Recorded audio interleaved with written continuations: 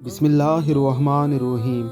हज़रत अबू हुरैरा रज़ी अल्लाह ताला अन्हो फरमाते हैं कि आप सल्लल्लाहु अलैहि वसल्लम ने फरमाया कि अल्लाह रब्बुल इज़्ज़त ने जब मखलूक को पैदा किया तो अर्श के ऊपर अपने पास लिख दिया कि मेरी रहमत मेरे गज़ब से बढ़ गई है।